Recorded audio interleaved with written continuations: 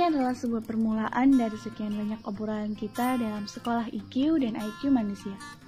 Saya berharap teman-teman semua sudah pernah mendengar kedua istilah ini.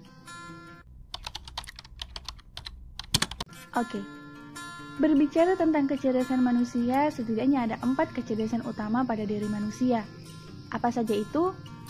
Yaitu kecerdasan intelektual, kecerdasan emosional, kecerdasan spiritual, dan yang akhir-akhir ini ditemukan juga kecerdasan transendental. Namun, pada sesi ini, kita hanya akan bahas 2 dari 4 kecerdasan tersebut, yakni kecerdasan intelektual dan kecerdasan emosional.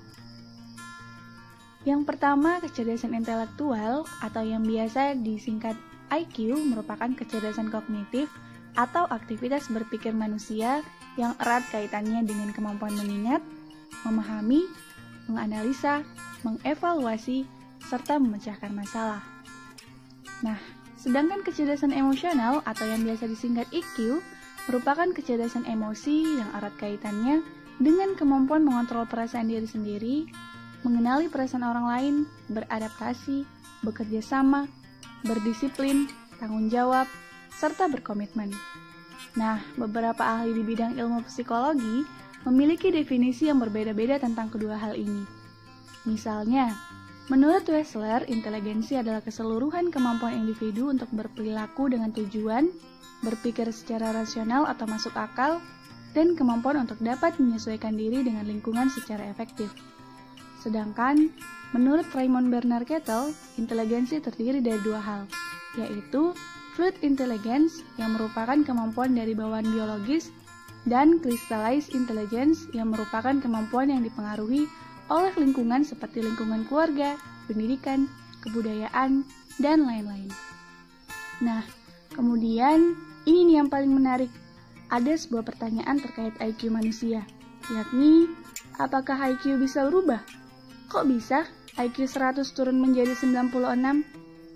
Jadi, menurut Kettle, crystallized intelligence bisa saja berubah, yaitu dengan adanya stimulus dari lingkungan.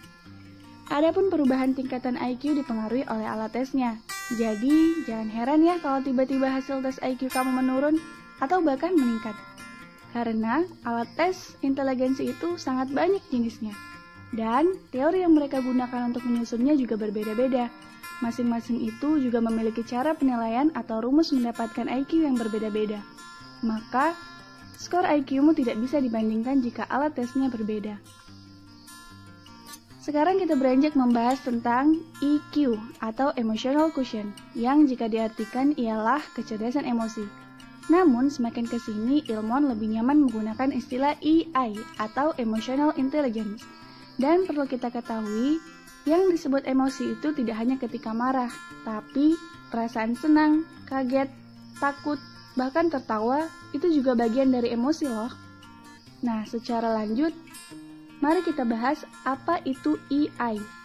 EI menurut Meyer dan Salovey yaitu seperangkat keterampilan untuk melakukan penilaian pada ekspresi emosi diri sendiri maupun orang lain, meregulasi emosi yang efektif pada diri sendiri maupun orang lain, dan menggunakan perasaan dalam memotivasi, merencanakan, dan mencapai sebuah tujuan. Nah, orang dengan EI yang tinggi dapat lebih fleksibel dalam melakukan hal-hal yang berkaitan dengan pemanfaatan emosi karena mereka memiliki perencanaan yang fleksibel dan kreatif untuk mengarahkan perhatian dan cenderung memiliki motivasi yang sangat tinggi untuk memotivasi dirinya maupun orang lain.